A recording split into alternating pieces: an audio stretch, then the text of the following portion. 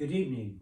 My name is Phil Easter, historian and writer from Baltimore, Maryland, also known as the Amazing Memory Man. Tonight, on Sunday, October 16th, 2022, I'm here with my young friends, Bob and Julia, and tonight we are going to share memories of Ireland. I will mention my trip back in 1979 and show some photographs, and then in a few minutes, Bob and Julia will share their story of a trip they took recently, just a few months ago, in the summer of 2022. Well, back in 1979, I took the longest trip of my life, a wonderful 15-week trip to many parts of Great Britain and Ireland. And that trip began on June 26, 1979, and I traveled all the way through October 10th, 1979. 15 weeks or 107 days, and it was just a wonderful adventure. I experienced such a variety of meeting people and seeing major historical events. I saw tennis at Wimbledon, the famous tennis tournament in England. I saw Queen Elizabeth II on the Isle of Man on July 5th, 1979. But tonight we're sharing stories about Ireland in particular. And I was on the Isle of Man for 2 weeks, from July 4th to 18th. And then on July 18th, I took a boat from the Isle of Man to Dublin. And Ireland, a country, one of my heritage countries, along with England, Germany, France, and Ireland. Those are my four national heritage countries of my ancestors, and I'd been to the other countries already before that on a number of trips to Europe, so I was finally happy to get to Ireland. And so my first day in Dublin, I found a bed and breakfast house, and that night I went out to a pub, and it was just so nice to see so many young people about my age, and I was 26 at the time, and older people too. It was just a great experience, my first night out, and I met 3 young ladies and talked to them for a while. And a couple of days later, I was able to go to the track and field championships of Ireland for that whole year. And I was a runner at the time, and track and field and long distance running, my favorite sport. And I just happened to arrive on a few days before that weekend, on July 21st and 22nd, 1979, was the big track meet held once a year at the University of Dublin, a 2-day track meet.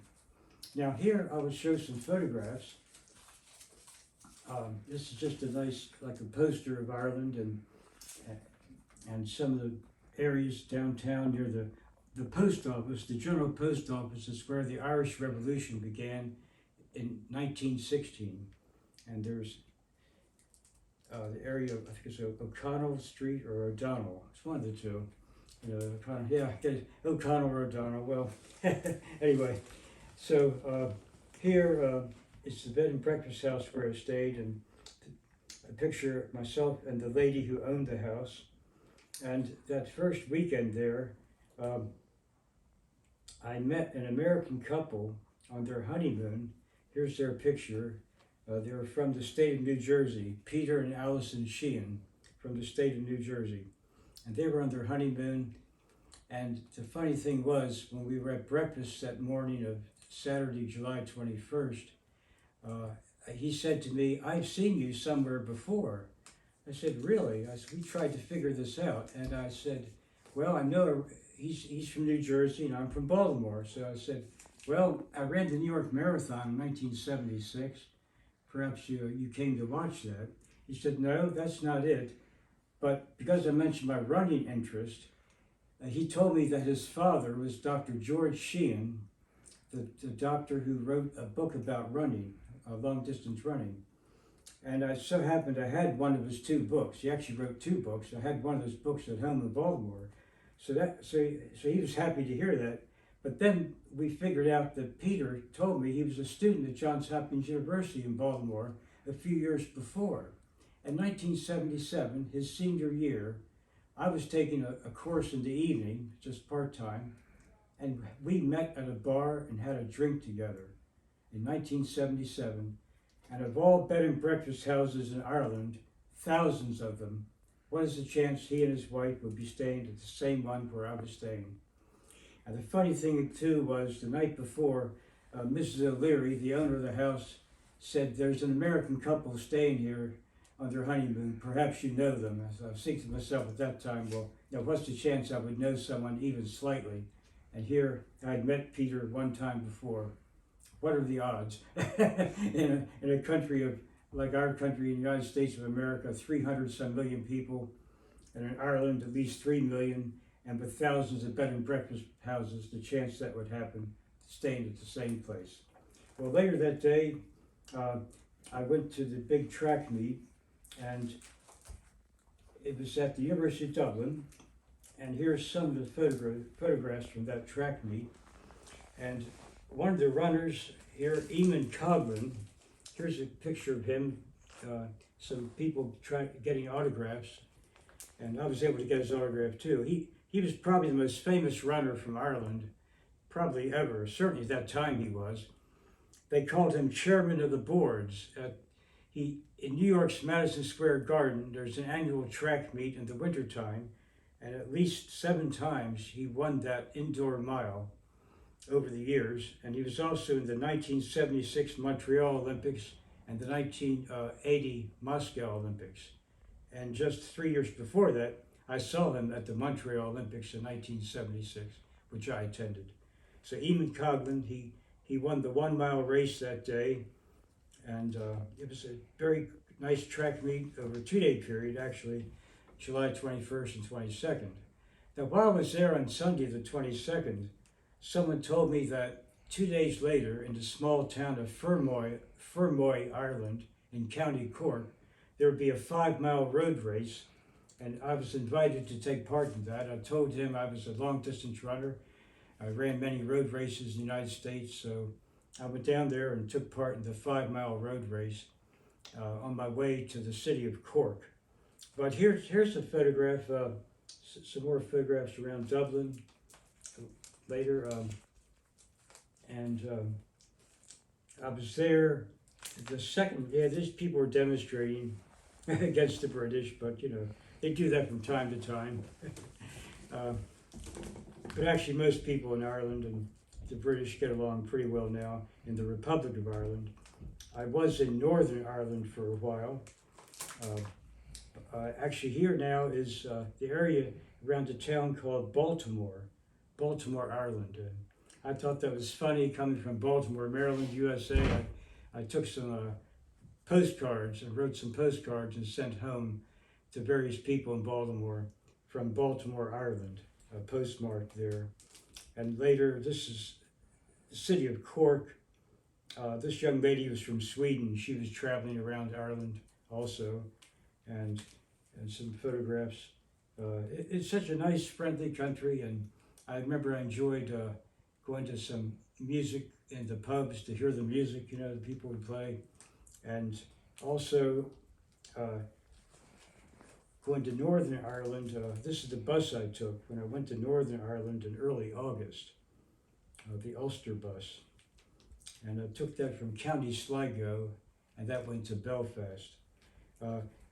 Here is a sunset I took in a town called Portrush in Northern Ireland. I remember I took that on August 6, 1979. And then back in the, these are pictures from other parts of Britain. I go forward now a bit because I came back to Ireland the second time after going to parts of Britain for 6 weeks, England, Scotland. Then came back to Ireland in September when I heard that the Pope was going to be there. Pope John Paul II became the first Catholic Pope to ever visit Ireland. And so I knew that would be considered an historic event.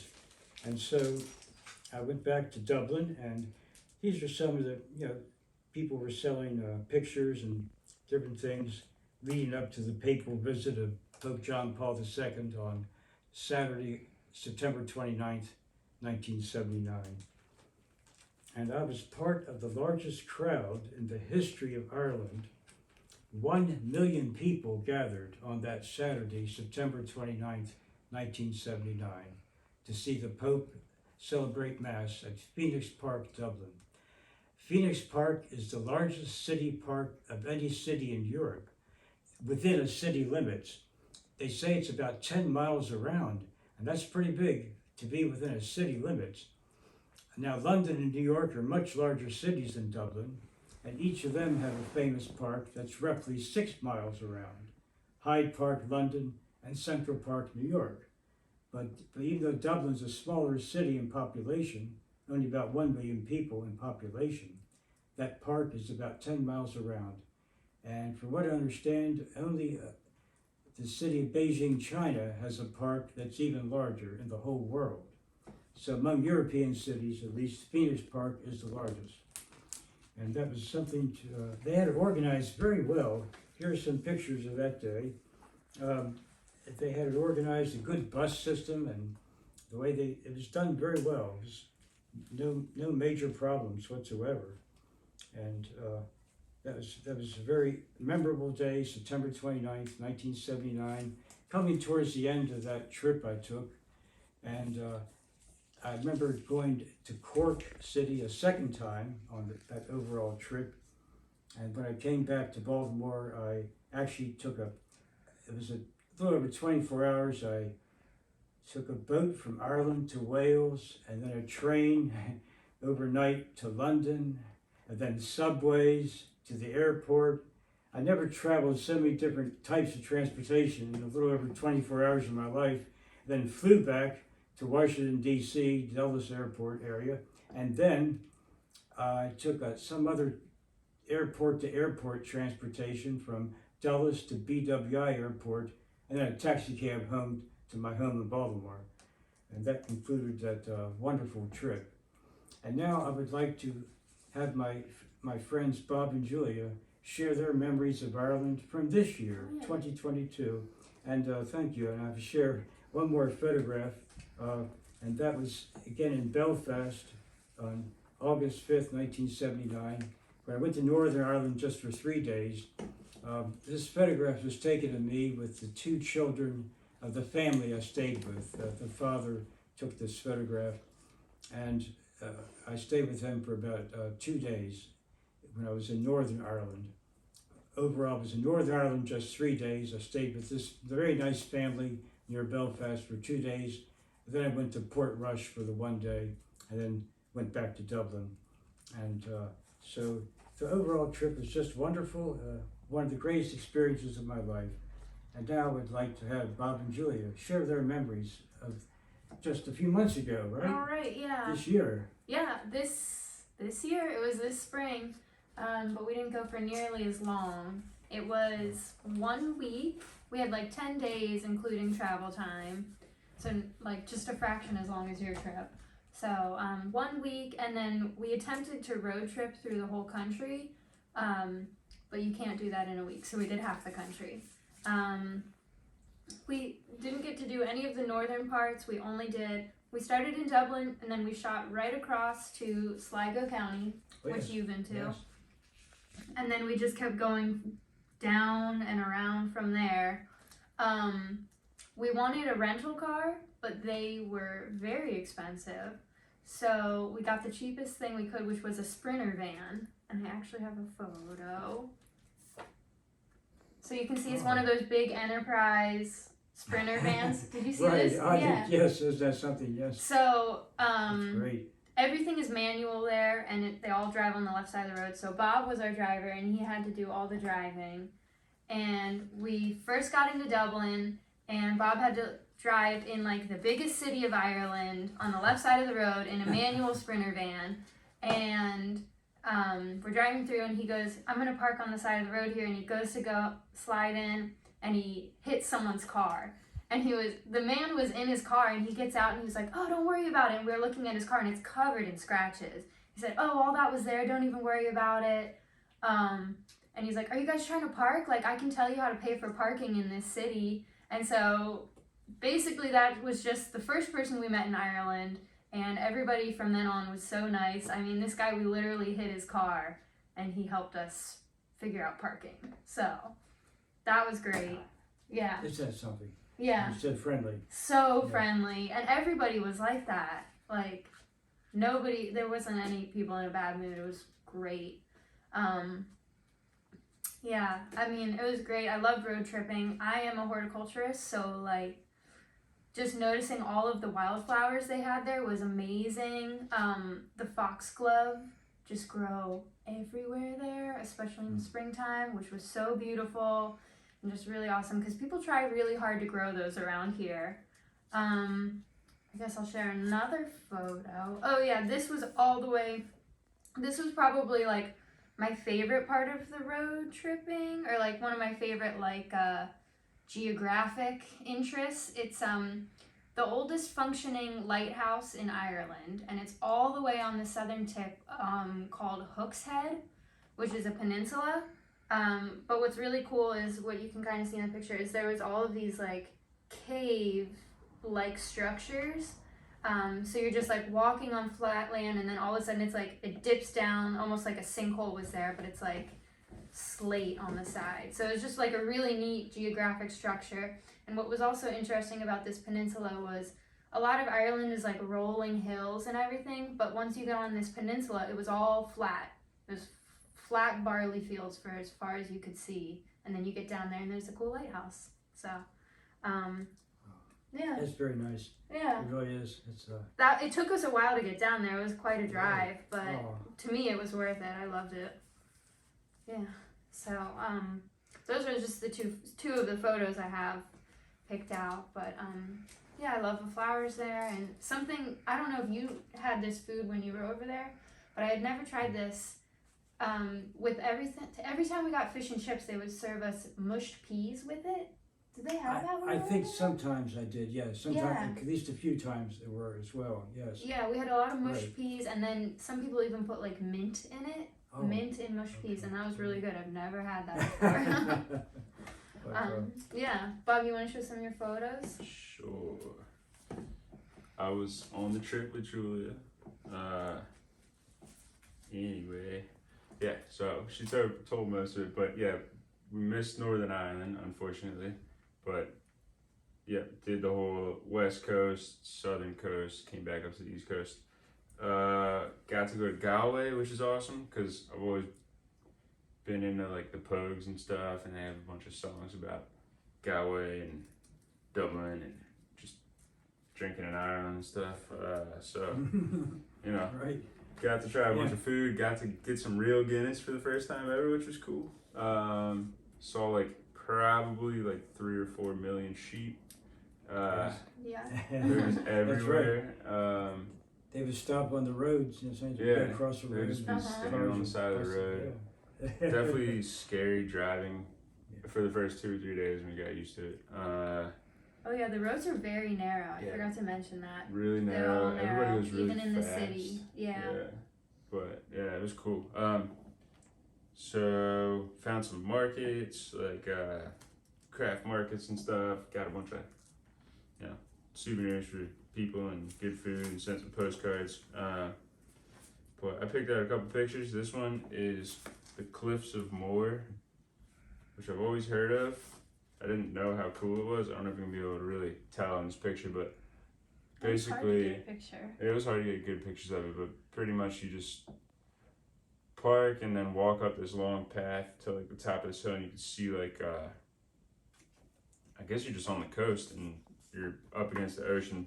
When we were there, it was like raining really hard and it was cold, so we were in like ponchos and just getting blasted. Yeah, the wind was really, really strong. But it was really cool anyway. And Bob was so miserable he didn't want to go up. Yeah, I was like, can we just wait? Oh. Julia was like, we're in Ireland, let's go. I was Yeah. like, all right. So Did you get the Blarney Castle? Actually? we drove to Blarney Castle, and there was like so many people that we actually just parked in the parking lot for like an hour and just like hung out. And Right. then we were Yeah, like, so we didn't just go in. too many people, Yeah. but we did drive there. Okay. And then we found I guess one of the places we stayed in, I'll show you the house real quick. We pretty much always stayed with strangers. Airbnb, which Phil probably didn't he stayed in B&Bs, but there's a new Right. thing on your phone where Right. you know you can just like Should- find a house wherever you want. That's great. This is one of them. Where was this? This was like That was on the southern coast. It was by the Copper Coast. yeah, It was right by the Copper Coast. It I was can't remember literally the just town like name. almost like a shipping container house thing that we It was stayed like a in. little It's wagon. pretty Oh, it's cool. nice. Yeah. And the lady that we stayed, like, she lived with her mom in the house, the big house. This was in the backyard. And they had this horse named Seamus. This is just a super close up photo of him. But he was about this tall off the ground. He had a huge hairdo, and he was awesome. You could call him, and he would run up to you, and you could pet him and stuff. Yeah, I liked that lady. She swore a lot. It was She funny. did. She had And with a thick Irish accent. cursing, and she was. Yeah, it Good was so picture of that, funny. yeah. Yeah. She said, "We're the shit." Yeah. She was like, yeah. But So funny. Yeah. Yeah, it's funny. I couldn't understand a lot of people's Irish accents though. I thought it would be like no problem, no language barrier, but like I had a lot of miscommunications with people. yeah. Yeah, it takes a while sometimes to really. Yeah, the dialect is like Yeah. they got like they say the number 8 like air. Like a taxi driver was giving me the phone number for somewhere and he's like, yeah, and it's air to tree, and I was like, what's air? What's air? What is that? Yeah. And it was like back and forth for like 2 minutes, and then finally he was like, I'm sorry. Yeah. Yeah, that was our trip. Well, that's great though. Yeah, I'm so- so happy that you were both able to go. Yeah. you know, Super see, cool. See that beautiful, wonderful country, and Yes. I Oh, yeah. recommend. We only went because Julia got us tickets for Christmas in 2019, and we were supposed to go in 2020, Yeah. and it shut down. The pandemic, we couldn't get it. There was no international travel at all, so we Yeah. put it off as long as we could, and then the flight company said we had to use the tickets or else. Right. Yeah. Well, I'm so happy you were able to go. I know it was delayed from when you wanted to go originally, but you still went this year, Mm-hmm. and that's wonderful. From what I've studied, it was in 1922 the Republic of Ireland was declared. Yeah, they had a 100-year anniversary Mhm. all over there. Yes, they did. Yes. Yeah. Yes, they And did. so you were there this 100th anniversary Yeah. year. It's wonderful. Yeah, that's right. It's very special. Yeah. I'm so Wow. happy for both of you, and I would Thanks. recommend to people who've never been to Ireland, go there. It's a wonderful country and very friendly people. And again, I thank Bob and Julia for joining me tonight Thank to share. you. You're most welcome. Yeah. To share our Irish memories, 1979 and 2022.